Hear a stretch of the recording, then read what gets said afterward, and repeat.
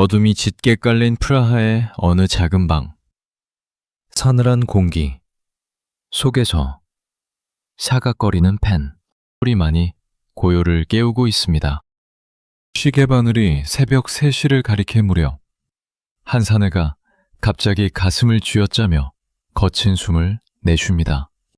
그의 눈은 공포와 희열로 가득 차 있고 온몸은 식은땀으로 흠뻑 젖어 있죠.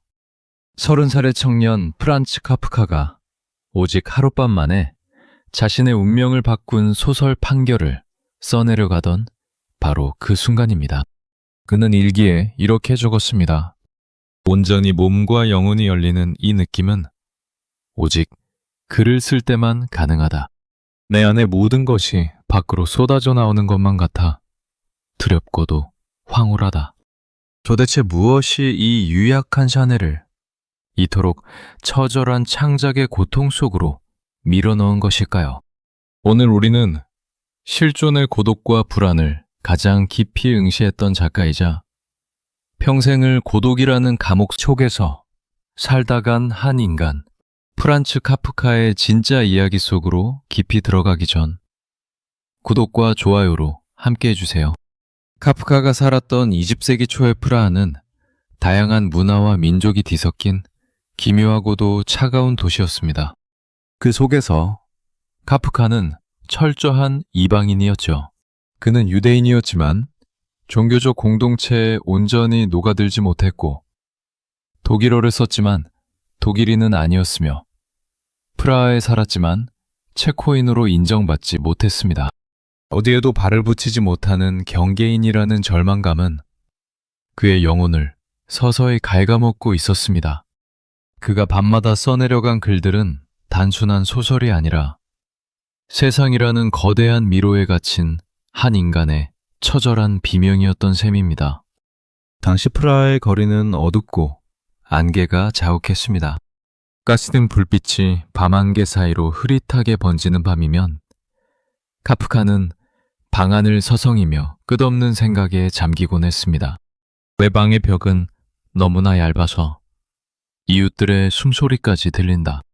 하지만 내가 지르는 고통의 소리는 아무에게도 닿지 않는다. 그가 느꼈던 이 지독한 외로움은 대체 어디서부터 시작된 것일까요? 그것은 그가 태어난 집, 정확히는 그의 아버지가 지배하는 거대한 왕국에서 비롯되었습니다. 그의 아버지는 밑바닥에서 시작해 자수성가한 거구의 상인이었습니다. 자식들을 무자비한 훈육과 거친 폭언으로 지배하려 했던 독재자였죠. 어린 카프카에게 아버지는 신과 다름없는 존재이자 도저히 넘어설 수 없는 거대한 절벽이었습니다. 어느 늦은 밤, 어린 카프카가 목이 말라 침대에서 칭얼거리며 물을 달라고 조른 적이 있었습니다. 아버지는 그 가냘픈 소리를 참지 못하고 방으로 난폭하게 들이닥쳤죠. 아버지는 아무런 말도 없이 작은 소년의 덜덜 떠는 몸을 낚아채어 차가운 발코니 밖으로 내던졌습니다. 그리고 문을 힘차게 닫아버렸죠. 밤바람이 살을 내는 듯 차가운 발코니에서 어린 프란치는 잠옷 한 장만 걸친 채 공포에 떨고 있었습니다. 내가 무슨 큰 잘못을 했을까? 내가 물을 달라고 한 것이 그렇게 큰 죄였을까? 닫힌 문 너머로 아버지의 거친 숨소리가 들려오는 것만 같아 소녀는 숨조차 제대로 쉬지 못했습니다. 오랜 시간이 흐른 뒤 카프카는 어른이 되어서도 그 밤의 공포를 생생하게 기억했습니다. 나는 그저 물을 달라고 했을 뿐인데 아버지는 나를 존재 자체로 부정했다. 그날 이후로 나는 평생을 그 차가운 발코니에 홀로 버려진 기분으로 살아왔다. 이 사건은 소년의 마음속에 평생 치유되지 않는 깊은 낙인을 남겼습니다. 누군가에게 거절당할지 모른다는 공포, 자신이 쓸모없는 존재일지도 모른다는 극심한 불안감이 그의 영혼에 깊숙이 뿌리를 내린 순간이었습니다. 아버지는 끊임없이 아들을 몰아세웠습니다. 너처럼 유약한 녀석이 무엇을 할 수 있겠냐? 내 말을 듣지 않으면 너는 아무것도 아니다. 아버지의 호통은 비수가 되어 소년의 심장을 찔렀습니다. 이처럼 숨이 막히는 가정 환경 속에서 카프카는 점차 자신만의 내면 세계로 도피하기 시작합니다. 아버지가 잠든 깊은 밤, 모두가 숨을 죽인 그 고요한 시간에 소년은 비로소 자유를 느꼈습니다. 그리고 그 어둠 속에서 조용히 펜을 들기 시작했죠. 그것은 아버지가 지배하는 거대한 세상에 대항하는 그만의 유일한 무기이자 살아남기 위한 처절한 몸부림이었습니다. 소년은 밤새 종이 위에 글을 쓰며 자신이 살아있음을 확인하곤 했습니다. 하지만 성장할수록 아버지의 압박은 더욱 거세어졌고 카프카가 청년이 되었을 때 그 갈등은 마침내 파국을 향해 치닫게 됩니다. 도대체 이 유약한 천재는 어떻게 아버지라는 거대한 괴물 앞에서 자신의 영혼을 지켜내려 했을까요? 청년이 된 카프카의 눈앞에 더 가혹한 현실이 기다리고 있었습니다. 프란츠 카프카의 아버지는 헤르만 카프카라는 남보헤미아의 가난한 시골 마을에서 푸죽간집 아들로 태어나 맨손으로 프라하 중심가의 번화한 장사꾼으로 자수성가한 인물이었죠. 지독한 가난 속에서 맨발로 얼음길을 걸으며 자랐고 14살 때부터 무거운 짐수레를 끌어야 했던 헤르만에게 세상은 오직 약육강식의 전쟁터이자 맹수들의 숲과 같았습니다. 끊임없는 생존투쟁 속에서 뼈를 깎는 노력 끝에 프라하의 중심가에 번듯한 직물 도소매 상점을 차려낸 아버지는 대단한 자부심을 품고 있었습니다.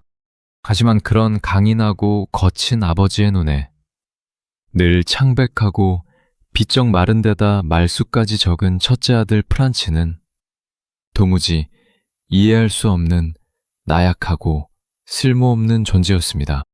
가정이라는 울타리는 소년에게 안식처가 아닌 숨막히는 감옥이었습니다. 특히 밥상머리는 언제나 공포가 지배하는 전쟁터와 같았죠. 아버지는 커다란 덩치로 식탁 한가운데에 앉아 고기를 무섭게 뜯어내며 자식들을 매섭게 쏘아보곤 했습니다. 음식을 천천히 씹어 먹어라. 다리를 떨지 마라. 뼈를 갉아먹지 마라. 똑바로 앉아라. 아버지의 입에서 떨어지는 말들은 가족들이 무조건 따라야 하는 거역할 수 없는 법령이었습니다. 하지만 정작 아버지는 식탁에서 소리를 지르거나 손톱을 깎는 등 자신이 만든 규칙들을 기분 내키는 대로 깨부수곤 했죠. 어린 프란치가 그 모순된 행동에 눈동자를 흔들며 의문을 품을라치면 아버지는 불같이 화를 내며 쾅 하고 책상을 내리쳤습니다. 너 같은 녀석이 뭘 안다고 입을 놀리느냐. 내 집에서는 내가 곧 법이다. 그 우렁우렁하고 천둥 같은 목소리가 거실을 뒤흔들 때마다 소년의 심장은 까맣게 타들어가며 오그라들었습니다. 아버지가 지배하는 그 거대한 세계 속에서 프란츠는 늘 아무런 이유도 없이 죄인이 되어야 했습니다.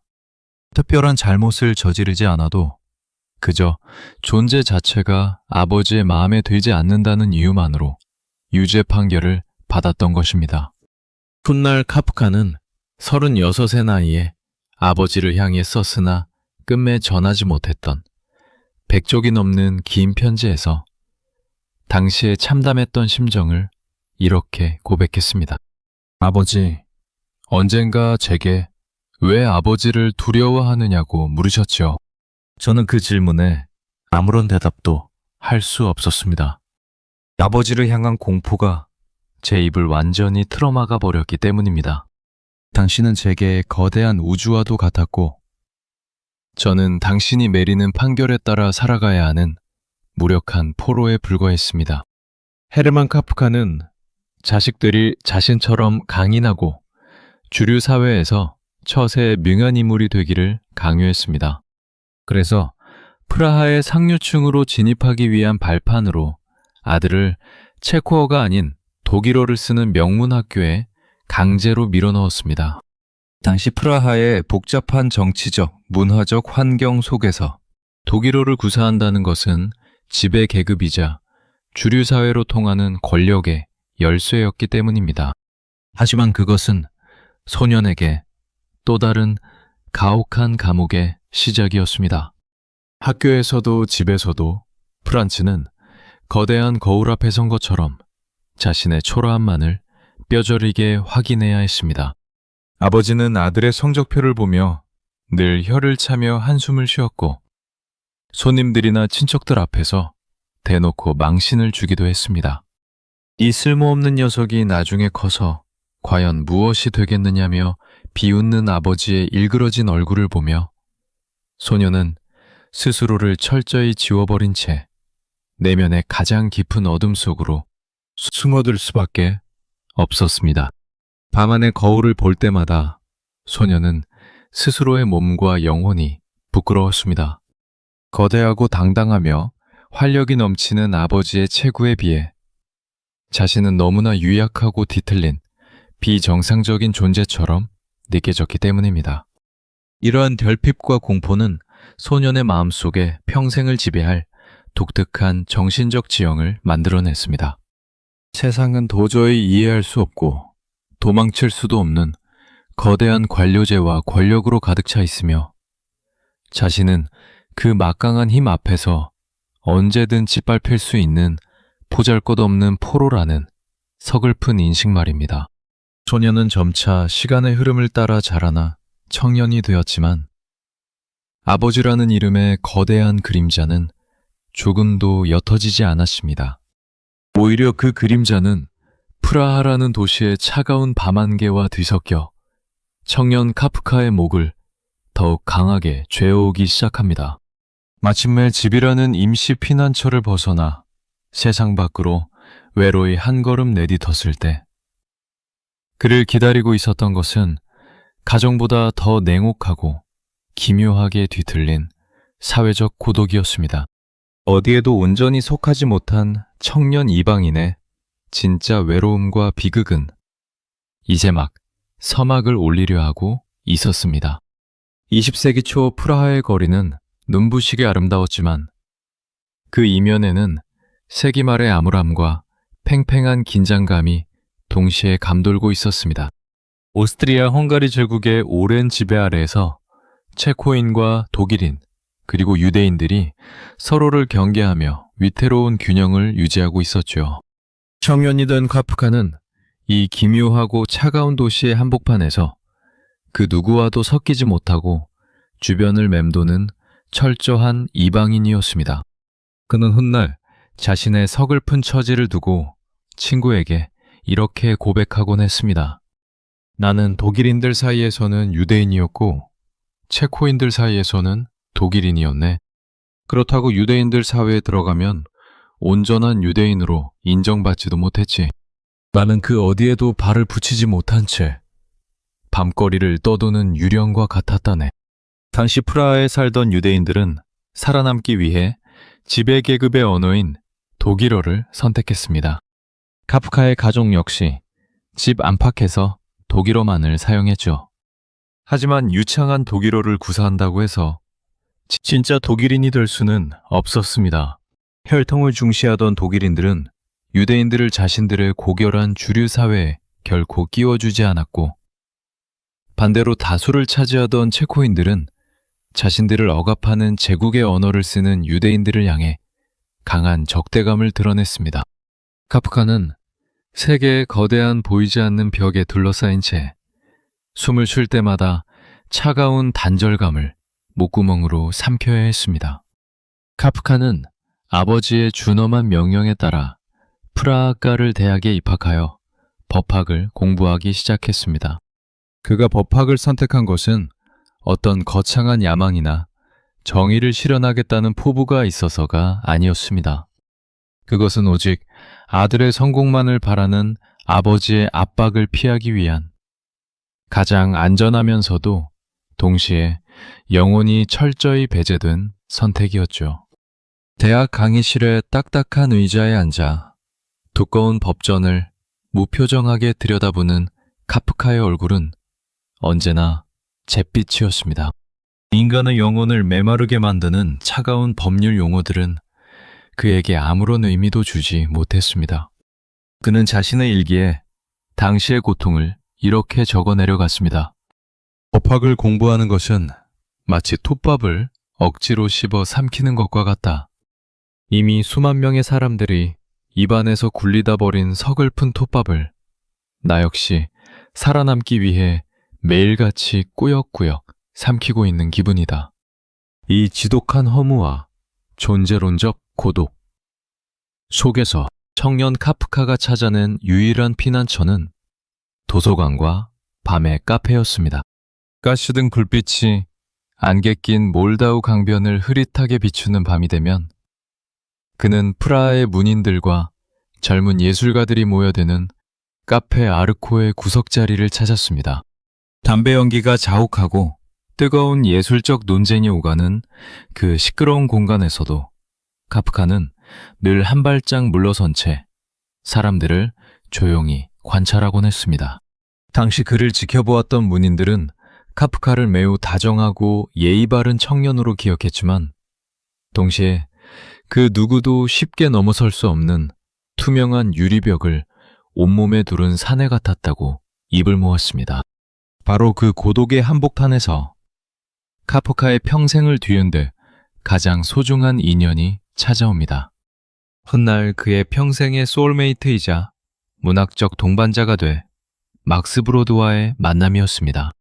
대학의 한 강연회에서 우연히 만난 막스 브로드는 카프카의 유약한 외모 뒤에 숨겨진 남다른 천재성과 날카로운 통찰력을 단번에 알아차렸습니다. 하루는 막스가 카프카에게 왜 그토록 스스로를 세상으로부터 격리시키며 사람들을 피하느냐고 조심스럽게 물었습니다. 그러자 카프카는 특유의 슬픈 미소를 지으며 이렇게 답했죠. 나는 사람들과 함께 섞여 있으면 내 존재 자체가 모래성처럼 허물어져 사라지는 것만 같네. 내 안의 어둠이 너무나도 깊어져 자칫 다른 사람들의 따뜻한 빛을 흐리게 만들까봐 늘 두렵다네. 막스 브로드는 카프카의 그 유약함과 절망 속에 숨겨진 거대한 문학적 불꽃을 신뢰했습니다. 그는 카프카에게 세상이 내 글을 기다리고 있다며 끊임없이 창작을 독려했고 그의 거친 문장들이 마침내 세상 밖으로 나올 수 있도록 정신적 지주가 되어주었습니다. 하지만 그 어떤 깊은 우정과 위로도 카프카의 내면 깊숙이 뿌리내린 근원적인 불안과 이방인으로서의 슬픔을 완전히 지워줄 수는 없었습니다. 시간은 무정하게 흘러 카프카는 대학을 졸업했고 마침내 거대한 사회라는 기계에 톱니바퀴가 될 준비를 마쳤습니다. 그러나 그 냉혹한 세상 밖에서 그를 기다리고 있었던 것은 낮에는 법률가로 밤에는 글을 쓰는 유령으로 살아가야 하는 잔인하고도 지독한 이중생활이었습니다. 대학을 졸업한 카프카가 마침내 마주해야 했던 진짜 현실은 차가운 거대 기계의 부속품이 되는 길뿐이었습니다. 그는 일시적인 법원 시보 생활을 거친 뒤 보헤미아 왕국 노동자 재해보험공사라는 거대한 관료 조직에 입사하게 됩니다. 이곳은 산업혁명 이후 급격히 늘어난 공장에서 수많은 노동자들이 손가락이 잘리거나 다리가 부러지는 끔찍한 사고를 당했을 때 그 피해 정도를 조사하고 보상 등급을 매기는 삭막한 공공기관이었죠. 자수성가한 아버지는 번듯한 직장에 들어간 아들을 보며 마침내 사람 구실을 한다며 만족해했을지 모르지만 정작 카프카에게 그곳은 자신의 영혼을 서서히 말려 죽이는 또 다른 거대한 감옥에 불과했습니다. 공사의 거대한 복도는 늘 어두컴컴했고 누렇게 바랜 서류 더미가 천장까지 빽빽하게 쌓여 있었습니다. 카프카가 맡은 임무는 노동자들의 부상 경위를 조사하고 보험료율을 산정하는 일이었죠. 매일 아침 8시 그는 딱딱한 사무실 의자에 앉아 피비린내 나는 사고 경위서와 수많은 통계 수치들을 들여다보아야 했습니다. 기계에 온몸이 끼어 평생을 불구로 살아가야 하는 인간의 절규가 서류 한 장과 맹정한 등급 숫자로 재단되는 관료제의 비정함 속에서 카프카는 깊은 환멸을 느꼈습니다. 그는 절친한 친구 막스 브로드에게 공사 내부의 풍경을 이렇게 털어놓으며 깊은 한숨을 쉬곤 했습니다. 이곳은 인간의 온기를 완전히 지워버리는 거대한 도살장 같네. 사람들은 저마다 피를 흘리며 고통받고 있는데 국가와 관료들에게는 오직 서류 위의 숫자로만 존재할 뿐이지. 내가 하는 일은 그 서류에 차가운 도장을 찍어 그들을 영원히 헤어날 수 없는 미로 속에 가두는 것뿐이라네. 가끔은 내가 살아있는 인간이 아니라 법률이라는 괴물이 휘두르는 보이지 않는 손가락이 된 것만 같아 소름이 돋는다네. 하지만 카프카는 역설적이게도 이 직장에서 능력을 인정받는 우수한 직원이었습니다. 그는 맡은 업무를 결코 대충 처리하지 않았고 복잡한 서류 체계를 완벽하게 정리했으며 직장 상사들과 동료들에게 늘 예의 바르고 친절한 사람으로 통했죠. 노동자들의 비참한 현실을 진심으로 동정했던 그는 그들의 보상금을 조금이라도 더 챙겨주기 위해 밤늦게까지 법률 조항을 뒤적이며 연구하기도 했습니다. 특히 당시 막 도입되기 시작한 기계 안전장치 의무화와 노동자 안전모 착용 법안을 통과시키는데 큰 기여를 하여 공사 내부에서 공로를 인정받기도 했습니다. 세상 사람들의 눈으로 보면 안정적인 공직에서 출세가도를 달리는 참으로 전도 유망한 청년 법률가였던 셈입니다. 그러나 직장에서의 성공이 깊어질수록 그의 내면은 두 갈래로 잔인하게 찢겨나갔습니다. 카프카에게 진짜 삶은 공사의 육중한 문을 나선 뒤 모두가 깊은 잠에 빠진 한밤중이 되어서야 비로소 시작되었기 때문입니다. 그의 하루는 생존을 위해 잔인할 정도로 쪼개져 있었습니다. 아침부터 오후 2시까지는 공사에서 영원히 메마르는 서류 작업을 하고 집에 돌아와 극심한 피로 속에서 서너 시간 동안 쪽잠을 청한 뒤 가족들이 모두 잠든 밤 11시가 되어서야 비로소 자신의 작은 책상 앞에 앉았습니다. 모두가 숨죽인 어둠 속에서 낮 동안 자신을 짓눌렀던 관료제의 망령들과 아버지가 심어놓은 불안의 조각들을 문장으로 번역하기 시작했죠. 그것은 낮에는 살아있는 법률가로, 밤에는 글을 쓰는 유령으로 살아가야 하는 지독하고도 외로운 이중생활이었습니다. 밤안의 흐릿한 램프 불빛만이 유일한 동반자였던 그 고요한 시간. 카프카는 미친 듯이 펜을 움직였습니다. 내게 글쓰기는 단순한 취미나 예술이 아니라 생존을 위한 유일한 투쟁이다. 만약 내가 오늘 밤 글을 쓰지 않는다면 나는 이 거대한 세상의 톱니바퀴에 맞물려 흔적도 없이 갈려나가고 말 것이다. 아버지는 아들이 밤마다 책상에 앉아 무언가를 끄적이는 모습을 보며 돈도 되지 않는 쓸데없는 짓거리로 몸을 망친다며 혀를 차고 비웃었지만 카프카는 멈출 수 없었습니다. 그는 스스로를 창작이라는 신성한 재단에 바쳐진 재물처럼 여겼습니다. 이러한 이중생활은 그의 유약한 육체와 정신을 극한으로 몰고 갔습니다. 만성적인 불면증과 편두통이 늘 그를 괴롭혔고 밤새 문장과 사투를 벌이고 나면 온몸이 무겁게 가라앉았죠. 출근을 위해 새벽녘에 간신히 눈을 붙일 때면 거대한 기계장치가 자신을 향해 서서히 굴러오는 듯한 공포에 시달렸습니다. 이 위태롭고 서글픈 균형은 과연 얼마나 오래 지속될 수 있었을까요? 영혼의 피를 말려가며 간신히 문장을 자아내던 어느 날 카프카의 그 좁고 외로운 방 안으로 전혀 예상치 못한 낯선 존재가 발을 들이밀게 됩니다.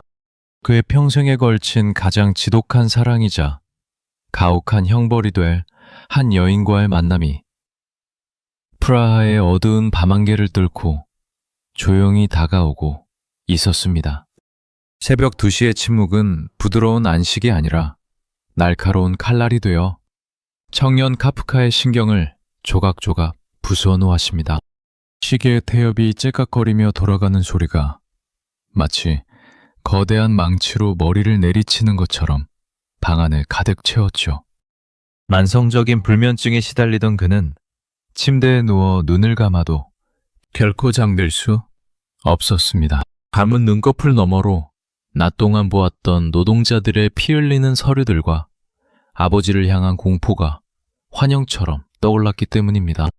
카프카는 결국 신경질적으로 이불을 걷어차고 일어나 작은 목재 책상 앞에 앉았습니다. 창밖으로 보이는 프라하의 밤은 차갑게 얼어붙어 있었고 그의 방 안에는 오직 서늘한 공기만이 감돌았습니다. 그에게 이 작은 방은 세상으로부터 도망친 유일한 요새이자 스스로를 가둔 독방이기도 했습니다. 카프카는 지독한 소음 혐오증을 앓고 있었죠. 가족들이 낮 동안 내는 작은 발걸음 소리, 문을 닫는 소리, 심지어 이웃집에서 들려오는 희미한 숨소리조차 그의 영혼을 난도질했습니다. 완벽한 침묵이 오직 밤중에만 허락되었기에 그는 잠을 포기하고 어둠 속에서 문장을 자아내는 길을 택한 것입니다.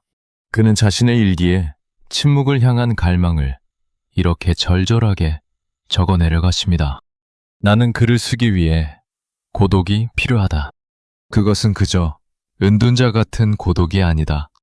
죽은 사람처럼, 무덤 속의 송장처럼 철저한 고독과 침묵이 필요하다. 내 주변의 모든 것이 완벽하게 멈추어 서지 않는다면 내 안의 진실한 문장들은 밖으로 걸어 나오지 않는다. 친구 막스 브로드는 밤마다 스스로를 파괴하며 글을 쓰는 카프카를 보며 늘 안타까워했습니다. 자네 그러다 정말 몸이 아주 망가질 걸세.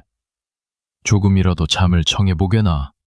막스의 진심 어린 걱정에 카프카는 힘없이 웃으며 이렇게 대답했습니다. 막스, 나에게 글쓰기는 단순히 원고지를 채우는 작업이 아닐세.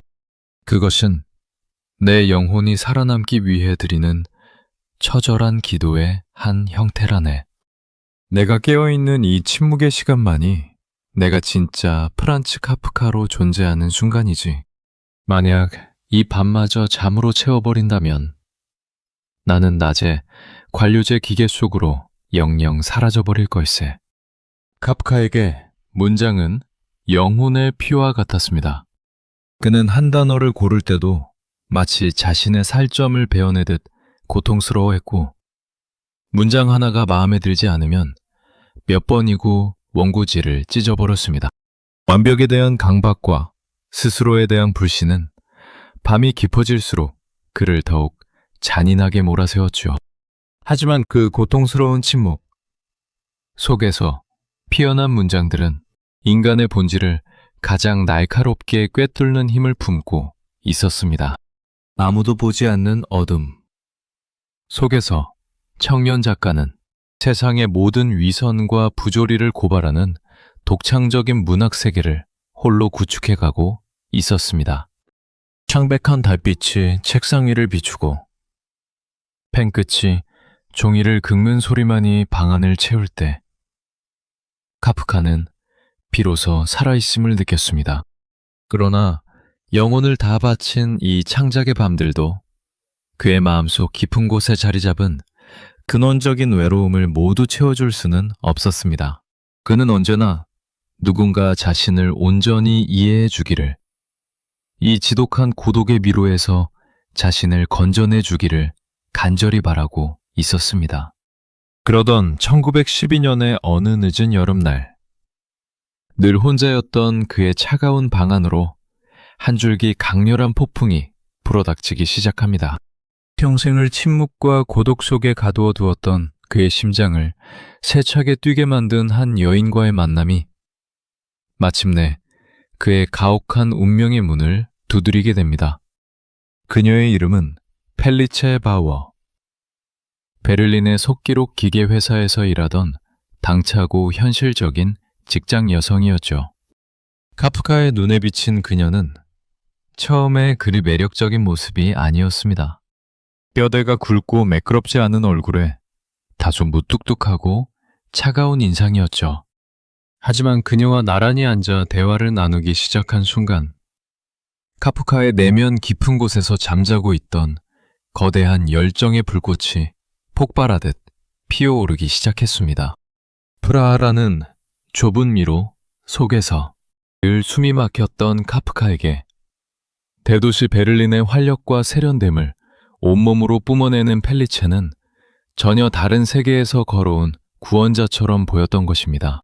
그날 밤 이후 카프카는 베를린으로 돌아간 펠리체에게 미친 듯이 편지를 보내기 시작했습니다. 하루에 한 통으로는 도저히 마음을 다 담지 못해 2통, 심지어 3통씩 밤을 새워 편지를 써내려갔죠. 그것은 평범한 연인들이 주고받는 달콤한 고백이 아니라 자신의 영혼을 사정없이 쥐어짜내는 처절한 울부짖음이었습니다. 펠리체의 답장이 단 며칠만 늦어져도 카프카는 극심한 불안감에 사로잡혀 방안을 서성였고 만성 불면증은 더욱 악화되었습니다. 그는 편지지에 자신의 피를 찍어 바르듯 이렇게 적어 보냈죠. 당신의 편지가 오지 않는 날에는 내 온몸의 피가 차갑게 식어버리는 것만 같습니다. 제발 나를 이 지독한 기다림의 감옥에서 구해주십시오. 당신이 보내온 글자 한자 한자가 나에게는 이 세상에서 숨을 쉴 수 있는 유일한 산소입니다.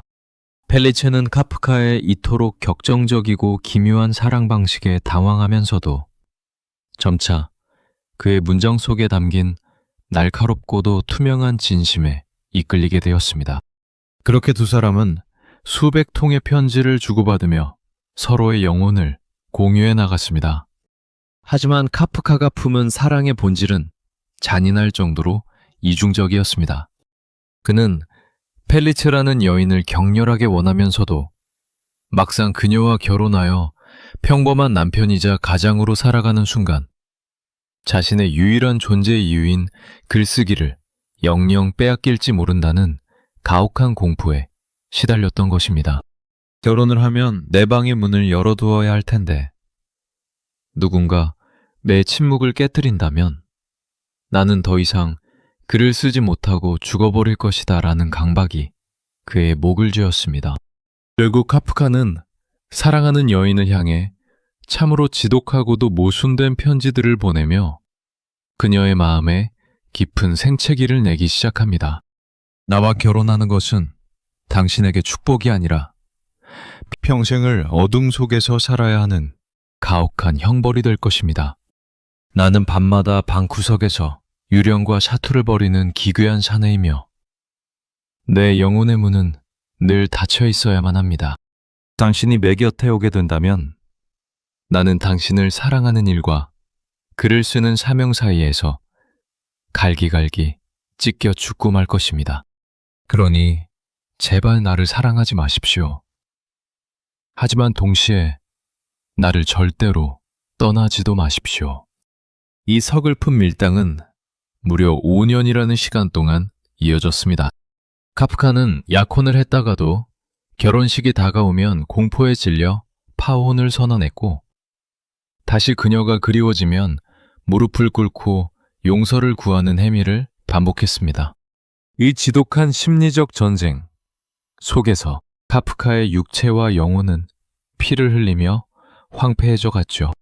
펠리체에게 보낸 수백 통의 편지들은 결국 달콤한 연서가 아니라 한 인간이 인간적인 행복이라는 구원과 문학이라는 절대적인 심연 사이에서 겪어야 했던 잔인한 실존적 고뇌의 기록이었던 셈입니다.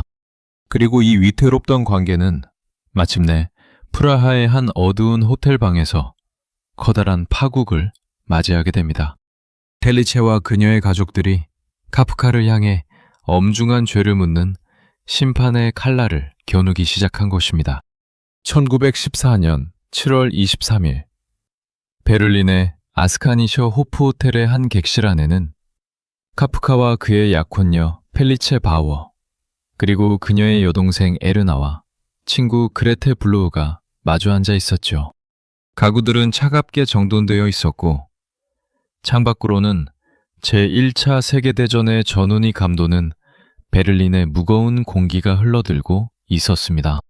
이 자리는 축복받아야 할 연인의 따뜻한 만남이 아니라 카프카라는 피고인을 앉혀두고 3명의 여성이 분노와 배신감으로 기소장을 읽어내려가는 잔인한 법정이었습니다. 펠리체는 카프카가 보낸 모순된 편지들을 탁자 위에 거칠게 던지며 차가운 목소리로 말했습니다. 프랑츠, 당신은 도대체 어떤 사람인가요? 우리를 약혼이라는 약속으로 묶어두고는 왜 매번 결혼식 날짜가 다가올 때마다 유령처럼 도망치려는 겁니까? 당신에게 나는 그저 당신의 그 괴상한 글쓰기를 위한 장식품에 불과했나요? 펠리체의 곁에 선 그레테 블로우 역시 매서운 눈빛으로 카프카를 쏘아보았습니다. 그레테는 카프카가 자신에게 보냈던 비밀스러운 편지들을 꺼내들었죠. 카프카는 펠리체와의 관계를 중재해달라는 핑계로 그레테에게 접근했다가 오히려 그녀에게도 묘한 연정을 품고 매혹적인 고백들을 보냈던 것입니다. 그레테는 단호하게 말했습니다. 당신은 연인의 마음을 가지고 장난을 쳤을 뿐만 아니라 나마저도 당신의 그 기괴한 문학적 유희의 도구로 삼았습니다. 당신의 그 유약함은 배려가 아니라 지독한 이기심일 뿐입니다. 3명의 여성이 번갈아가며 쏟아내는 매서운 질타 속에서 카프카는 단 한마디의 변명도 하지 못했습니다. 그는 그저 고개를 숙인 채 손가락만을 초조하게 만지작거릴 뿐이었죠. 그의 머릿속에서는 이 호텔방이 거대한 법정으로 변하고 있었고 자신은 아무런 죄명도 알지 못한 채 사형 선고를 기다리는 무력한 죄수가 된 기분이었습니다. 훗날 카프카는 자신의 일기에 이날의 사건을 법정에서의 심판이라고 명확히 기록했습니다. 나는 그 방에서 완벽한 피고인이었다. 그녀들은 나를 잔인하게 기소했고 나는 매 죄명조차 제대로 알지 못한 채 유죄 판결을 받아들여야 했다. 사원은 그가 원했던 고독으로의 복귀였지만 동시에 그의 영혼을 완벽하게 파괴한 정신적 처형이었습니다. 이 사적인 파국이 일어난 지 불과 일주일 뒤 유럽 대륙은 제1차 세계대전이라는 거대한 광기 속으로 휩쓸려 들어갔습니다. 세상이 온통 전쟁의 포화 속에서 핏빛으로 물들어가고 경제적, 정치적 질서가 모조리 붕괴되던 그 혼란의 시기. 프라하로 돌아온 카프카는 또다시 밤마다 자신만의 어두운 방에 갇혀 펜을 들었습니다. 사방에서 터지는 대포 소리와 이방인 유대인들을 향해 점점 좁혀오는 사회적 압박 속에서 그는 호텔방에서 겪었던 심판의 충격을 거대한 문학적 걸작으로 승화시키기 시작했습니다. 그렇게 탄생한 소설이 바로 심판이었습니다. 소설은 어느 날 아침 평범한 은행원 요제프 K가 아무런 죄도 짓지 않았는데 갑자기 체포되는 강렬한 장면으로 시작합니다. 요제프 K는 자신이 왜 체포되었는지, 자신을 기소한 법정이 어디에 있는지, 자신의 죄명이 무엇인지 전혀 알지 못한 채 끝없는 관료제의 미로 속을 헤매다 결국 비참한 죽음을 맞이하죠. 이는 단순히 허구의 이야기가 아니었습니다. 제국의 거대한 관료제 기계 속에서 소외된 현대인의 초산이자 지독한 아버지의 그늘과 베를린 호텔방의 심판에서 평생 죄인의 마음으로 살아야 했던 카프카 자신의 처절한 자화상이었던 셈입니다. 그는 전쟁의 공포와 파혼의 슬픔을 톱니바퀴처럼 맞물려 문장으로 뿜어냈습니다. 하지만 영혼의 피를 원고지에 쏟아붓는 이 처절한 창작의 투쟁은 그의 몸과 마음을 극한으로 몰고 갔습니다. 베를린의 심판이 남긴 깊은 상처는 그의 내면에서 기이한 형태로 꿈틀거리기 시작했죠. 스스로가 인간의 자격을 잃어버린 듯한 극심한 자괴감과 존재론적 불안감은 마침내 그를 세계 문학사상 가장 충격적이고도 슬픈 기적의 세계로 인도하게 됩니다. 어느 날 아침 침대에서 눈을 뜬 한 사내가 마주하게 될 상상조차 할 수 없는 잔인한 변신이 그의 펜끝에서 서서히 모습을 드러내고 있었습니다. 쾅쾅쾅. 문을 부술 듯한 거친 노크 소리가 프라하의 정적을 깨웁니다. 그레고르, 아직도 안 일어났니? 기차 놓치겠다. 문 밖에서 들려오는 어머니의 다급한 목소리에 사내는 간신히 눈을 떴지만 입 밖으로 아무런 대답도 할 수 없었습니다. 목구멍에서는 오직 기괴한 바람 빠지는 소리만이 새어나왔고 이불을 들치려 하자 수많은 가느다란 다리들이 허공에서 제멋대로 버둥거렸죠. 그렇습니다. 세계 문학사상 가장 충격적인 첫 문장으로 꼽히는 소설 변신의 세계가 카프카의 펜 끝에서 마침내 완성되던 순간입니다. 어느 날 아침 평범한 외판원 그레고르 잠자가 불안한 꿈에서 깨어났을 때 자신이 침대 속에서 한 마리의 거대한 갑충으로 변해 있는 것을 발견한 것입니다. 카프카가 창조해낸 그레고르 잠자라는 사내는 평생 가족의 생계를 책임지기 위해 새벽 4시 반 기차를 타며 온갖 모욕을 견디던 성실한 청년이었습니다. 아버지가 사업의 실패에 남긴 거대한 빚을 갚기 위해 자신의 꿈과 영혼을 모두 저당 잡힌 채 오직 돈을 버는 기계로 살아왔죠. 하지만 그가 단 하루 과로와 스트레스로 인해 출근을 하지 못하고 벌레로 변해버리자 세상의 태도는 얼음장처럼 차갑게 돌려납니다. 회사의 지배인은 당장 그의 집으로 찾아와 문을 두드리며 표독스럽게 소리를 질렀죠. 잠자씨, 오늘 출근하지 않은 이유가 도대체 뭡니까? 요즘 실적이 나쁘더니 설마 회사의 공금을 횡령하고 숨어버린 건 아니겠죠? 당장 그 비겁한 문을 여세요. 당시 20세기 초 초창기 자본주의 사회는 인간의 가치를 오직 경제적 생산성으로만 평가하던 냉혹한 시대였습니다.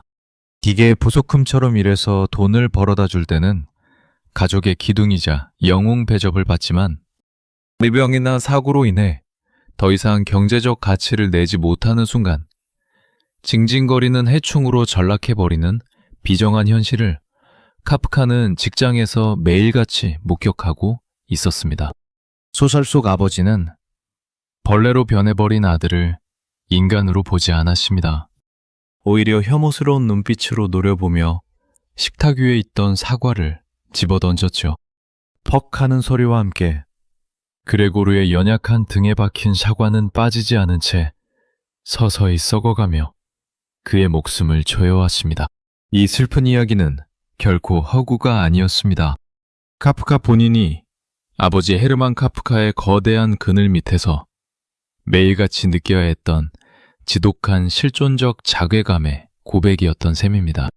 아버지는 밤마다 방 안에서 글을 쓰는 카프카를 보며 벌레를 보듯 혀를 찾고 너 같은 유약한 자식은 우리 가족의 수치 라며 거친 언사로 몰아세웠습니다. 카프카는 거울 속에 비친 자신의 창백한 모습을 보며 늘 자책했습니다. 나는 아버지의 고열을 빨아먹고 사는 해충인가?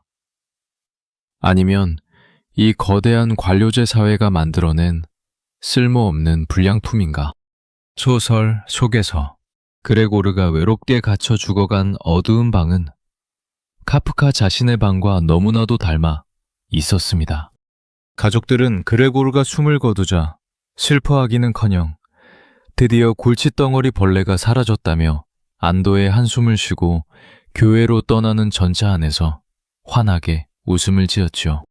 인간의 존엄성이 돈과 경제적 논리 앞에 어떻게 무참히 짓밟히는지를 보여주는 이 잔인한 결말은 오늘을 살아가는 우리에게도 서늘한 질문을 던집니다. 과연 우리는 우리 존재 자체로 사랑받고 있는 걸까요? 아니면 무언가 쓸모가 있을 때만 간신히 인간 대접을 받고 있는 걸까요? 카프카는 문학을 통해 세상의 위선과 자본주의의 비정함을 향해 날카로운 칼날을 겨누었지만 정작 그의 현실 속 육체는 소설 속 사과처럼 서서히 망가지고 있었습니다.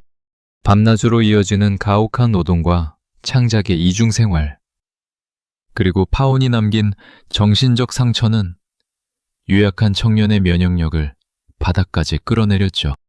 그리고 1917년의 어느 서늘한 늦여름밤, 그의 목구멍 깊은 곳에서 불길한 붉은 액체가 한 움큼 쏟아져 나오기 시작합니다. 그의 삶을 완벽한 폐허로 만들어버릴 진짜 비극의 신호탄이 서서히 울리고 있었습니다. 1917년 8월의 어느 깊은 밤, 프라하의 지독한 정적 속에서 카프카는 가심을 쥐어짜는 듯한 격렬한 기침을 쏟아냈습니다. 손수건으로 급히 입을 틀어막았지만 손가락 사이로 뜨겁고 붉은 액체가 주르륵 흘러내렸죠. 가스등 불빛에 비친 그것은 선명한 선혈이었습니다. 폐결핵이었습니다. 20세기 초반의 결핵은 의학적으로 뚜렷한 치료제가 없던 시절이었기에 그것은 사실상 시한부 인생을 선고받는 잔인한 사형 선고나 다름없었습니다. 온몸의 생명력이 무참히 빠져나가는 극심한 공포 속에서도 역설적이게도 카프카는 가슴 깊은 곳에서 번져오는 기묘한 안도감과 해방감을 느꼈습니다. 그는 자신의 수첩에 이 충격적인 순간을 이렇게 기록했죠. 내 정신의 병과 내면의 고통을 폐가 대신 알아주기로 한 것이다. 나는 이 피를 흘림으로써 나를 그토록 괴롭히던 공사의 가혹한 사무실과 아버지의 거대한 감옥으로부터 합법적으로 도망칠 수 있게 되었다. 이 병은 신이 나에게 내린 가혹한 형벌인 동시에 나를 구원하기 위한 유일한 비상구다. 카프카는 마침내 그토록 벗어나고 싶었던 노동자 재해보험공사에 장기 휴직계를 제출했습니다. 그리고 프라하의 차가운 안개를 뒤로한 채 그가 가장 사랑하고 의지했던 막내 여동생 오틀라가 살고 있던 북보헤미아의 작은 시골 마을 쉬라우로 요양을 떠났습니다. 쉬라우의 풍경은 프라하의 삭막한 거리와는 전혀 달랐습니다. 사방으로 푸른 벌판이 끝없이 펼쳐져 있었고 아침이면 싱그러운 흙내음과 풀잎에 맺힌 이슬들이 창가로 찾아들었죠. 평생을 도시의 좁은 방 안과 관료제의 차가운 서류 더미 속에서 숨이 막혔던 카프카에게 슈라우의 고요한 자연은 상처 입은 영혼을 부드럽게 감싸 안아주는 유일한 스엉소와 같았습니다. 슈라우에서의 생활은 카프카의 인생에서 가장 평화롭고 순수한 시간이었습니다. 그는 이른 아침에 일어나 여동생 오틀라와 함께 밭으로 나가 직접 흙을 일구었고 감자를 심거나 정원의 잡초를 뽑으며 육체적인 노동이 주는 기쁨을 배웠습니다. 낮에는 시골의 작은 거위나 토끼 같은 동물들을 조용히 관찰하며 평온한 미소를 지었고 이웃 주민들이 건네는 신선한 우유를 마시며 메말랐던 육체를 서서히 회복해 나갔죠. 아버지가 지배하던 가정의 폭력적인 잔소리도 없었고 밤마다 자신을 짓누르던 파혼의 죄책감도 이 푸른 벌판 위에서는 서서히 옅어지는 듯 했습니다. 그는 친구 막스 브로드에게 보낸 편지에서 영혼의 치유 과정을 이렇게 전했습니다. 막스, 나는 이곳 슈라우에서 비로소 한 마리의 작은 곤충이나 동물처럼 온전한 자연의 일부로 살아가고 있네. 거대하고 복잡한 세상의 법률 따위는 이곳에 존재하지 않지. 내 몸은 비록 결핵균에 먹혀가고 있지만 내 마음은 프라하에 있을 때보다 훨씬 더 건강하고 자유롭다네. 하지만 밤이 찾아와 시골 마을에 깊은 어둠이 깔리면 육체의 부패는 다시금 잔인한 통증으로 그를 찾아왔습니다. 가슴을 찌르는 듯한 통증 때문에 침대에 편히 누울 수 없었던 카프카는 다시 흐릿한 램프 불빛 아래 서서 펜을 잡았습니다. 슈라우의 고요한 밤하늘에 빛나는 별들을 바라보며 그는 인간의 실존과 구원, 그리고 선과 악의 본질에 대한 깊은 철학적 단상들을 작은 수첩에 정갈한 글씨로 적어내려갔습니다. 이것이 훗날 세계 문학사와 철학계에 거대한 충격을 안겨준 슈라우 격언집의 탄생이었습니다. 그는 홀로 깨어있는 밤의 침묵 속에서 위대한 통찰을 자아냈습니다. 인간에게는 두 가지 죄악이 있다. 모든 다른 죄악은 이 두 가지에서 비롯된다.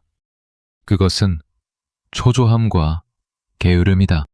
인간은 초조함 때문에 낙원에서 쫓겨나고 게으름 때문에 낙원으로 돌아가지 못한다. 우리는 끊임없이 길을 걷고 있다고 믿지만 사실 우리가 걷는 것은 길 위에 미로일 뿐이다. 그러나 절망할 필요는 없다. 진정한 길은 허공에 부실하게 매여 있는 것이 아니라 우리 내면에 가장 깊은 어둠을 관통하여 연결되어 있기 때문이다.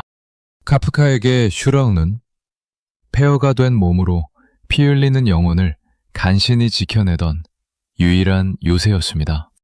그러나 잔인한 운명은 이 나약한 천재에게 영원한 안식을 허락하지 않았습니다. 몇 달간의 꿈같은 요양 생활이 끝나가고 겨울이 찾아오면서 그는 어쩔 수 없이 다시 차가운 프라하의 미로 속으로 발걸음을 옮겨야 했습니다. 복귀한 도시의 안개 속에서 고독의 심연으로 다시 깊이 가라앉던 카프카에게 그의 문학을 온전히 이해하고 영혼의 숨소리까지 알아채줄 불꽃 같은 여인의 편지가 한 통 도착하게 됩니다. 카프카의 메마른 삶의 마지막을 가장 뜨겁고도 파괴적인 불꽃으로 사루어 버릴 새로운 인연이 어둠 속에서 조용히 고개를 들고 있었습니다. 편지를 보낸 이는 24살의 젊고 정열적인 체코인 저널리스트 밀레나 예센스카였습니다. 그녀는 카프카가 썼던 단편소설 화부를 체코어로 번역하고 싶다며 정중하게 허락을 구했죠. 이 작은 편지 한 장이 평생 타임에게 마음의 문을 닫아걸었던 카프카의 생의 마지막, 가장 뜨거운 불꽃을 피워올릴 줄은 당시에 아무도 알지 못했습니다. 밀레나는 카프카가 그동안 만났던 다른 여성들과는 완전히 다른 존재였습니다. 그녀는 지적이고 당당했으며 불의를 참지 못하는 뜨거운 심장을 가진 여성이었죠. 무엇보다 그녀는 카프카의 기괴하고도 아름다운 문학 세계를 그 누구보다 깊이 이해하고 있었습니다. 카프카의 글을 번역하는 과정에서 그녀는 행간에 숨겨진 작가의 지독한 외로움과 실존적인 공포를 단번에 알아차렸습니다. 두 사람은 프라하와 비엔나라는 거리를 두고 미친 듯이 편지를 주고받기 시작했습니다. 카프카는 밀레나에게 보낸 편지에서 자신의 메마른 영혼이 어떻게 다시 숨을 쉬게 되었는지를 이렇게 고백했죠. 밀레나, 당신의 편지는 내 어두운 방 안으로 쏟아지는 눈부신 햇살과 같습니다. 나는 평생 사람들의 눈을 피해 숨어 다녔고 내 안의 어둠이 타인을 해칠까 두려워했습니다. 하지만 당신은 내 문장 뒤에 숨은 나약한 인간 프란츠 카프카를 그대로 바라봐 주었죠. 당신과 편지를 나누는 이 순간만큼은 내가 살아있는 인간이며 내 영혼이 안전하게 쉴 수 있는 단 하나의 피난처를 찾은 기분입니다. 밀레나 역시 카프카라는 존재를 완벽하게 꿰뚫어보고 있었습니다. 그녀는 훗날 막스 브로드에게 보낸 편지에서 카프카에 대해 참으로 놀라운 기록을 남겼습니다. 프란츠는 이 세상에 옷을 입고 다니는 사람들 사이에 홀로 벌거벗은 채 서 있는 사람입니다. 그는 결코 거짓말을 할 줄 모르고 위선을 떨 줄도 문학적 타협을 할 줄도 모릅니다. 그의 유약함은 나약함이 아니라 세상을 너무나 투명하게 바라보기 때문에 생기는 성스러운 고통입니다. 그는 이 거칠고 비정한 세상이 감당하기에는 너무나 고결하고 깨끗한 영혼을 가졌습니다. 이렇듯 자신을 영혼의 숨소리까지 알아채주는 여인을 만났으니 카프카의 사랑은 그 어느 때보다 깊고 맹렬할 수밖에 없었죠.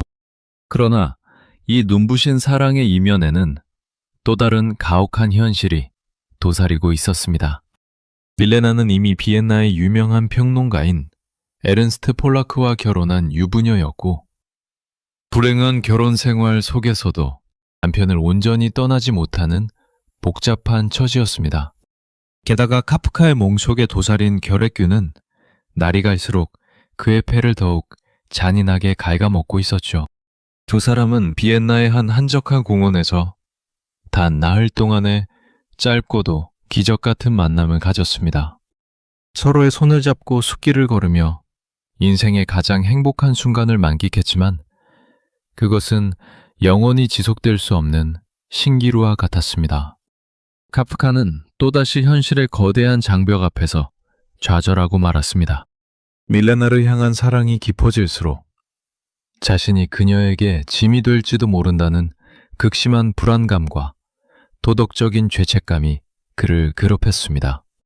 결국 카프카는 스스로 밀레나의 손을 놓아주기로 결심합니다.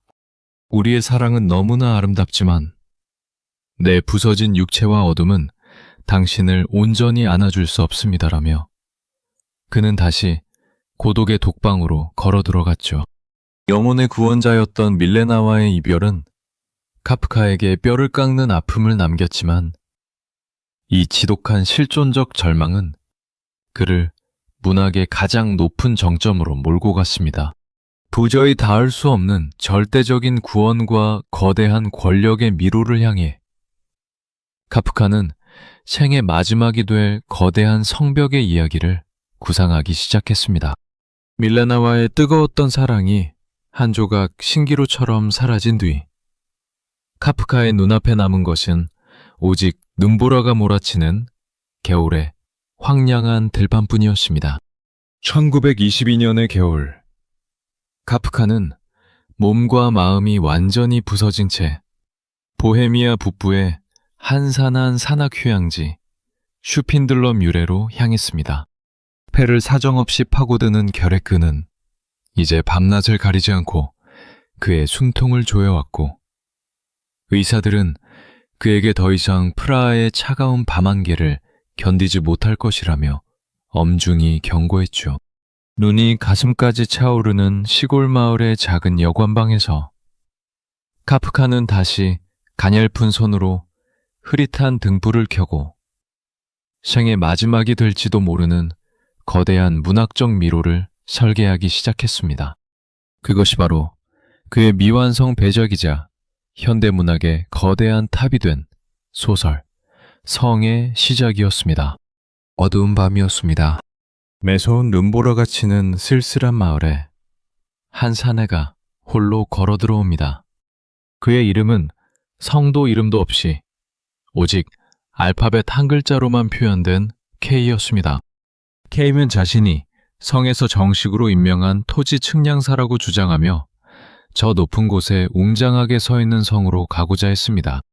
하지만 마을 사람들은 그를 환영하기는커녕 의심스럽고 차가운 눈초리로 바라볼 뿐이었죠.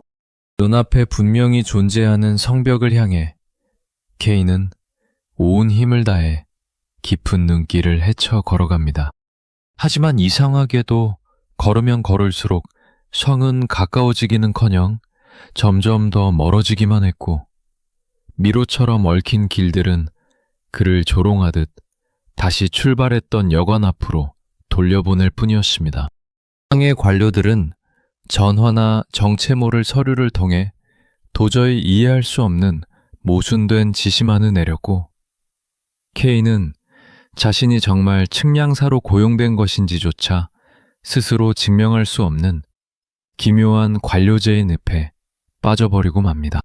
이 허망하고도 숨막히는 서사는 카프카 본인이 평생을 바쳐 도달하고자 했으나 끝내 닿지 못했던 모든 실존적 절망의 은유였습니다.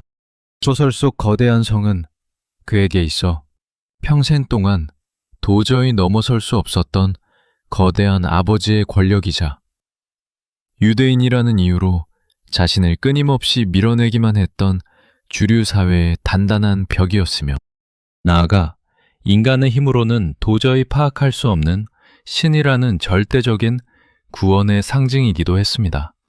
케이가 성에 들어가기 위해 하급 관리들의 눈치를 보고 무의미한 서류의 허가를 초조하게 기다리는 모습은 카프카가 공사의 어두운 복도에서 매일같이 목격했던 비정한 관료제의 횡포이자 동시에 자신의 부서진 삶을 어떻게든 구원받고 싶어 했던 처절한 인간적 기도였습니다. 그는 자신의 수첩에 성을 지필하며 느꼈던 지독한 고독을 이렇게 적어내려 갔습니다. 나는 성벽을 향해 간절히 손을 뻗치지만 내 손끝에 닿는 것은 오직 차가운 얼음과 정적뿐이다.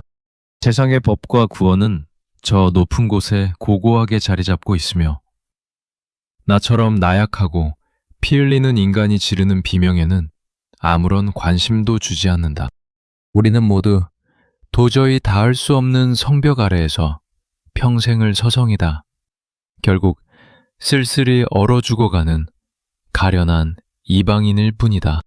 카프카는 이 소설을 통해 현대인이 마주하는 근원적인 허무와 부조리를 날카롭게 파헤쳤습니다. 소설 속 주인공 케이는 결국 성의 허가를 받아내지 못한 채 극심한 정신적, 육체적 피로 속에서 서서히 죽어가는 것으로 기획되어 있었죠. 실제로 카프카 역시 성을 지필하던 중 각혈이 너무나 심해져 펜을 강제로 내려놓아야만 했습니다. 문장을 마칠 최소한의 기력조차 남아있지 않았던 그는 결국 이 거대한 소설을 미완성인 채로 슬프게 남겨둘 수밖에 없었습니다. 영혼을 다 바친 마지막 문학적 불꽃마저 차가운 겨울바람 속에 꺼져가던 그 시절, 카프카는 이제 자신의 인생이라는 성벽 앞에서 완벽한 패배를 인정하려는 듯 깊은 침묵의 독방 속으로 완전히 침잠에 들어갔습니다. 그러나 잔인한 운명은 이 가련한 천재가 차가운 눈밭에서 그대로 외롭게 얼어 죽도록 내버려 두지 않았습니다.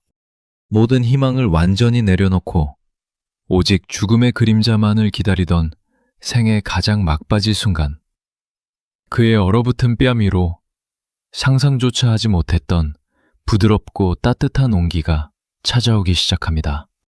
카프카의 고독했던 인생 여정의 마지막 장을 눈물겨운 사랑과 완전한 평온으로 채워줄 한 여인이 기적처럼 그의 슬픈 눈앞에 모습을 드러내려 하고 있었습니다. 1923년 7월, 발트해 연안의 작은 휴양지 밀리치의 해변은 부드러운 바람과 푸른 파도 소리로 가득했습니다. 폐결핵이 깊어져 요양 중이던 40살의 카프카는 지칠 대로 지친 몸을 이끌고 모래사장을 조용히 거닐고 있었죠. 바로 그곳에서 그의 인생의 마지막 장을 눈물겨운 사랑과 평온으로 채워줄 운명적인 여인을 만나게 됩니다. 그녀의 이름은 25살의 유대인 여성 도라 디아만티였습니다. 동유럽의 정통 유대인 가정에서 자라나 생동감 넘치는 에너지를 온몸으로 뿜어내던 도라는 죽음의 그림자 속에서 서서히 꺼져가던 카프카에게 기적처럼 다가온 구원의 빛이었습니다. 해변가 휴양소 주방에서 자원봉사를 하며 아이들과 함께 천진난만하게 웃고 있는 도라를 보며 카프카는 평생 느껴보지 못한 가슴속 깊은 온기를 느꼈습니다. 프란츠는 가냘픈 몸을 떨며 그녀에게 조심스럽게 다가가 말을 건넸습니다. 당신의 그 밝은 미소는 도대체 어디서 오는 것인가요? 나는 평생을 차가운 안개와 어둠 속에만 갇혀 살아왔는데 당신을 바라보고 있으면 내 안에 얼어붙은 영혼이 서서히 녹아내리는 것만 같습니다. 도라는 그의 창백한 얼굴과 슬픈 눈동자를 따뜻하게 바라보며 답했죠. 생명은 원래 따뜻한 빛을 향해 흐르는 법이랍니다. 당신의 눈 속에 깊은 고독이 보이지만 그 뒤에 숨은 인간적인 다정함을 나는 느낄 수 있어요. 저와 함께 이 아름다운 해변을 걸어보실래요? 이 짧은 만남은 카프카의 남은 생을 송두리째 바꾸어 놓았습니다. 그는 평생 자신을 지배했던 프라하의 답답한 공기와 아버지라는 거대한 감옥에서 마침내 완전히 벗어나기로 결심했습니다. 카프카는 도라의 손을 꼭 잡고 주위에 만류를 뿌리친 채 독일 베를린의 작은 아파트로 거처로 옮겼습니다. 당시 베를린은 제1차 세계대전 직후의 극심한 초인플레이션과 혹독한 경제적 가난으로 차갑게 얼어붙은 도시였지만 두 사람이 함께 누운 작은 방만큼은 세상 그 어느 곳보다 안락한 천국이었습니다. 그들은 매일 아침 일찍 시장에 나가 가장 저렴한 채소를 사며 소박한 일상을 꾸렸고 저녁이면 촛불 하나만을 켜둔 채 손가락으로 벽에 기묘한 그림자를 만들며 아이처럼 환하게 웃었습니다. 카프카는 도라의 무릎에 머리를 뉘인 채 나지막이 고백하곤 했습니다. 도라, 나는 이제야 비로소 진짜 인간이 된 것만 같네. 국가의 차가운 서류더미나 아버지의 강요 섞인 명령이 아니라 당신과 함께 밥을 먹고 밤새 숨을 쉬는 이 평범하고 소박한 순간이 내 인생의 진짜 구원이자 기적일세. 도라는 그의 마른 손을 자신의 가슴에 대며 부드럽게 말했습니다. 프란츠, 당신은 이미 세상 그 누구보다 온전하고 고결한 인간이에요. 당신이 밤마다 쓰는 그 아름다운 글들은 세상의 모든 상처 입은 영혼들을 치유하는 거대한 힘이 있어요. 내가 늘 당신의 곁에서 따뜻한 등불이 되어 당신을 지켜줄게요. 도라는 카프카가 평생 동안 그토록 두려워하고 거부했던 평범한 가정이라는 행복을 아무런 조건과 구속 없이 온전히 선물해 주었습니다. 카프카는 그녀의 품 안에서 생애 처음으로 지독한 불면증에서 벗어나 깊고 단 잠을 청할 수 있었죠. 그러나 행복의 순간은 잔인할 정도로 너무나 짧았고 베를린의 혹독한 겨울 추위는 가련한 연인을 향해 사정없이 몰아쳤습니다. 땡감이 없어 난방조차 제대로 되지 않는 차가운 방에서 카프카의 기침은 날이 갈수록 다시 격렬해졌고 몸속의 결핵균은 이제 폐를 넘어 목구멍의 후두까지 잔인하게 파고들기 시작했습니다. 물 한 모금, 침 한 방울조차 제대로 삼키는 것이 불가능할 정도의 가혹한 신체적 고통이 그를 집어삼키기 시작했을 때 카프카는 자신의 마지막 운명을 직감한 듯 기괴하면서도 서글픈 마지막 창작을 준비하기 시작합니다. 이제 그는 물 한 모금, 미음 한 숟가락조차 삼키지 못하는 참혹한 지경에 이르렀죠. 무언가를 삼키려 할 때마다 마치 불타는 칼날이 목구멍을 사정없이 찌르는 듯한 극심한 고통이 찾아왔기 때문입니다. 목소리마저 완전히 잠겨버려 더 이상 말도 할 수 없게 된 카프카는 침대 머리맡에 작은 수첩과 연필을 두고 오직 짧은 문장을 적어 도라와 소통해야 했습니다. 그가 남긴 작은 대화 메모들은 보는 이들의 가슴을 미어지게 만듭니다. 제발 내 목에 얼음 한 조각만 데워주시오. 물을 마시고 싶지만 물을 보는 것만으로도 목이 찢어지는 것 같소. 도라 디아만트는 뼈만 남은 카프카의 가냘픈 손을 잡고 눈물을 흘리며 그의 입술에 젖은 거지를 데워줄 뿐이었습니다. 프란츠, 조금만 참으세요. 곧 나아질 거예요. 하지만 카프카는 자신이 더 이상 이 세상의 음식을 삼킬 수 없음을 누구보다 잘 알고 있었습니다. 이 잔인한 굶주림 속에서 카프카는 생의 마지막 교정지를 손에 쥐었습니다. 그것은 그가 죽기 직전까지 매달렸던 단편 소설 굶주린 예술가였습니다. 소설 속 주인공은 철창 속에 갇혀 며칠 동안 아무것도 먹지 않는 단식을 대중에게 보여주는 광대였죠. 사람들은 처음에는 그의 단식에 열광하고 신기해했지만 시간이 흐를수록 흥미를 잃고 그를 철창채로 방치해버립니다. 결국 서서히 잊혀져 서커스장의 더러운 집더미 속에서 홀로 죽어가던 단식광대는 마지막 순간에 서커스 감독에게 이렇게 충격적인 고백을 남깁니다. 감독님, 나를 용서해 주세요. 내 단식을 찬양하지 마세요. 내가 먹지 않은 것은 그저 내 입맛에 맞는 음식을 이 세상에서 단 한 번도 찾지 못했기 때문입니다. 만약 내가 그런 음식을 찾았더라면 나 역시 다른 사람들처럼 배가 터지도록 음식을 먹었을 것입니다. 이 서글픈 고백은 철창 속 광배의 이야기가 아니라 카프카 자신의 평생에 걸친 실존적 고백이었습니다. 그는 평생 동안 세상의 위선과 물질적 욕망, 그리고 아버지가 강요하는 속물적인 삶이라는 음식을 차마 삼키지 못했던 영혼의 굶주린 예술가였던 셈입니다. 타협하지 않고 오직 영혼의 순수함을 지키려 했던 그의 선택은 결국 현실 세계에서의 지독한 고독과 육체적인 굶주림이라는 비극적인 형벌로 돌아왔죠. 카프카는 침대 위에서 이 소설의 교정지를 읽으며 하염없이 눈물을 흘렸습니다. 원고지 위로 떨어지는 그의 눈물은 평생을 이방인으로 살아야 했던 한 천재의 마지막 피와 같았습니다. 의사들은 그를 살리기 위해 비엔나 근교의 키를린 요양소로 급히 이송했지만 이미 그의 몸은 돌이킬 수 없는 폐허가 되어 있었습니다.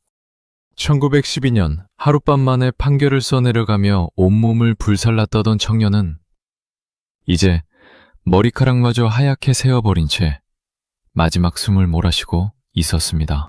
도라와 막스브로드가 침대 곁을 지키는 가운데 카프카는 떨리는 손으로 연필을 쥐고 막스를 향해 서글픈 눈빛을 보냈습니다. 그리고 수첩 위에 평생을 함께한 유일한 친구에게 건네는 참으로 잔인하고도 이해할 수 없는 마지막 약속을 적어내려가기 시작합니다. 그의 문학적 유산이자 전 세계 현대인들의 영혼을 구원할 거대한 유언이 죽음의 문턱 앞에서 잔인하게 타오르려 하고 있었습니다. 카프카는 이제 후두결핵으로 인해 목소리를 완전히 잃었기에 손에 쥔 작은 연필로 수첩 위에 자신의 마지막 소망을 한자 한자 꾹꾹 눌러 적었습니다. 그리고 그 수첩을 막스브로드에게 건넸지요. 막스는 떨리는 손으로 카프카가 남긴 쪽지를 읽어내려갔습니다.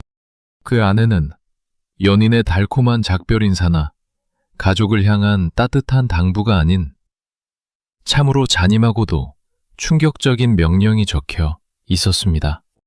나의 가장 친애하는 막스.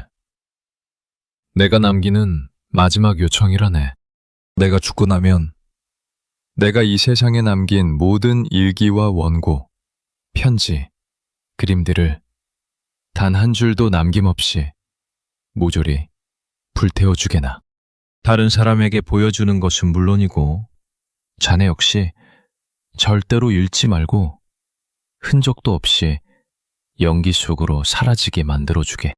출판된 몇 권의 책을 제외하고 서랍과 상자 속에 든 모든 기록을 제로 만드는 것. 그것이 내 영혼이 이 세상에서 완벽한 자유를 얻는 유일한 길이라네. 막스브로드는 순간 눈앞이 캄캄해졌습니다. 카프카가 밤새 피를 토하며 자아냈던 그 아름다운 문장들, 변신과 심판, 그리고 성의 그 위대한 기록들을 모조리 제로 만들어버리라는 유언은 막스에게 종교적인 사형 선고나 다름없었죠. 막스는 카프카의 참백한 얼굴을 바라보며 눈물을 흘렸습니다. 프란츠, 자네가 밤마다 어둠 속에서 유령과 샤트를 벌이며 피로 쓴 이 문장들을 어떻게 내 손으로 불태울 수 있단 말인가? 이것은 자네의 영혼이자 현대의 가장 위대한 보물인데 내게 어찌 이토록 잔인한 형벌을 내리는가? 카프카가 이토록 가혹하고 이디적인 유언을 남긴 이유는 무엇이었을까요? 그것은 단순한 변덕이나 예술가적 강박이 아니었습니다. 그는 평생 동안 완벽을 추구했으나 결코 현실에 만족하지 못했고 자신이 쓴 글들이 아버지의 그늘과 세상의 부조리를 완전히 극복하지 못한 불완전한 파편들이라고 여겼습니다. 세상을 너무나 투명하게 바라보았기에 생기는 성스러운 고통 속에서 카프카는 자신의 부서진 흔적들이 세상에 남아 위선적으로 소비되는 것을 원치 않았던 것입니다. 그는 글을 쓰는 행위 그 자체에서 이미 실존의 구원을 받았기에 남겨진 원고지 뭉치는 그저 영혼이 빠져나간 허물에 불과하다고 생각했죠. 당시 유럽은 전쟁의 상흔과 극심한 경제적 붕괴 속에서 인간의 존엄성이 상실되어 가던 암흑기였습니다. 카프카는 자신이 목격한 시대의 비극을 문장으로 고발하면서도 정작 그 문장들이 세상에 전해져 어떤 파장을 일으킬지 두려워했습니다. 자신의 글이 사람들에게 위로가 되기보다 오히려 또 다른 절망의 늪이 될까봐 염려했던 이 다정한 천재는 차라리 자신의 모든 흔적을 역사 속으로 깨끗이 지워버리는 길을 택한 셈입니다. 1924년 6월 3일 41살의 짧고 고독했던 생을 뒤로한 채 프란츠 카프카는 조용히 눈을 감았습니다. 그가 숨을 거둔 뒤 막스 브로드의 손에는 가구 몇 점과 수많은 미완성 원고 뭉치들이 고스란히 남겨졌습니다. 치구의 마지막 유언을 받들어 모든 것을 불태워야 하는 가혹한 의무와 인류 문학사의 거대한 유산을 지켜내야 한다는 예술가적 사명 사이에서 막스는 밤마다 끔찍한 고뇌의 미로 속을 헤맸습니다. 만약 자네가 내 입장이라면 어떤 선택을 내렸을까요? 친구와의 신의를 지키기 위해 불을 붙였을까요? 아니면 세상의 영혼들을 위해 글죄를 온몸으로 짊어졌을까요? 막스의 손에 쥔 성냥갑이 어둠 속에서 위태롭게 흔들리고 있었습니다. 막스 브로드는 끝내 성냥불을 켜지 않았습니다. 친구의 유언을 배신하는 죄인이 될지언정 인류의 영혼을 구원할 위대한 문장들을 차마 불태워 없앨 수는 없었기 때문이지요. 그는 카프카의 서랍 속에 잠들어 있던 빛바른 원고 뭉치들을 하나하나 정리하기 시작했습니다. 그렇게 세상 밖으로 걸어나온 소설, 심판과 성, 그리고 수많은 단편들은 출간 즉시 전 세계 문단과 지식인 사회에 거대한 지각 변동을 일으켰습니다. 사람들은 카프카가 창조해낸 기괴하고도 투명한 세계를 바라보며 경악을 금치 못했죠. 그것은 단순한 허구가 아니라 다가올 20세기의 거대한 비극을 정확하게 예언한 신성한 기록이었기 때문입니다. 카프카가 세상을 떠나고 얼마 지나지 않아 유럽 대륙은 나치의 광기와 제2차 세계대전이라는 참혹한 파국으로 치달았습니다. 유대인이었던 카프카의 새 여동생, 그가 그토록 사랑했던 오틀라를 포함한 가족들은 결국 나치의 강제 수용소로 끌려가 비극적인 죽음을 맞이해야 했습니다. 카프카가 소설 심판과 성에서 예언했던 아무런 이유도 모른 채 체포되어 거대한 권력의 기계 속에서 처형당하는 인간의 무력함이 현실 역사 속에서 그대로 재현된 것입니다. 만약 카프카가 살아있었더라면 그 역시 수용소의 차가운 벽 앞에서 생을 마감했을지도 모를 일이죠. 막스 브로드가 목숨을 걸고 지켜낸 원고들은 나치의 복정 속에서 흔적도 없이 사라질 뻔했던 한 유대인 천재의 영혼이자 암흑의 시대를 비추는 유일한 등불이 되었습니다. 오늘날 우리는 왜 여전히 카프카를 읽으며 눈물을 흘리고 위로를 받는 것일까요? 그것은 우리가 살아가는 현대의 삶이 카프카가 밤마다 마주했던 그 외롭고 답답한 미로와 너무나도 닮아있기 때문입니다. 아침마다 만원 전차에 몸을 싣고 거대한 빌딩의 톱니바퀴가 되어 일하는 직장인들. 복잡한 행정 절차와 모니터 속의 숫자 뒤로 인간의 온기가 지워져 버린 관료제, 사회, 그리고 수많은 사람들 속에서도 문득문득 찾아오는 지독한 소외감과 고독. 우리는 모두 어느 날 아침 벌레로 변해버린 그레고르 잠자이거나 성벽의 허가를 받지 못해 눈길을 헤매는 측량사 K의 모습으로 살아가고 있습니다. 카프카는 생전에 친구에게 이런 말을 남겼습니다. 우리가 읽는 책이 우리 머리를 주먹으로 내리쳐 깨우지 않는다면 도대체 무엇 때문에 책을 읽는단 말인가? 책이란 우리 내면의 얼어붙은 바다를 깨부수는 도끼여야 한다네. 그가 밤마다 자신의 영혼을 사정없이 쥐어짜며 써내려간 문장들은 바로 우리 마음속의 무감각함과 허물을 깨부수는 날카로운 도끼가 되어주었습니다. 그는 세상을 향해 거창한 설교를 늘어놓는 위험 있는 선생이 아니었습니다. 그저 우리보다 먼저 지독한 외로움의 바닥을 경험하고 아버지라는 거대한 절벽 앞에서 피를 흘려본 인생의 슬픈 선배였죠. 그는 자신의 고통을 통해 우리에게 나지막이 속삭이고 있습니다. 당신이 느끼는 그 고독과 불안은 당신이 잘못되어서 생기는 것이 아닙니다. 그것은 우리가 살아있는 한 마주할 수밖에 없는 당연한 인간의 실존입니다. 그러니 홀로 외로워하지 마세요. 나 역시 프라하의 그 어두운 방 안에서 당신과 똑같은 비명을 지르며 밤을 지새웠습니다. 카프카의 문학은 차가운 세상의 벽 앞에서 좌절하는 현대인들의 영혼을 따뜻하게 안아주는 거대한 포옹과도 같습니다. 평생을 이방인으로 살다간 창백한 사내의 진심이 시대를 뛰어넘어 오늘 밤 우리의 지친 마음을 부드럽게 위로해주고 있습니다.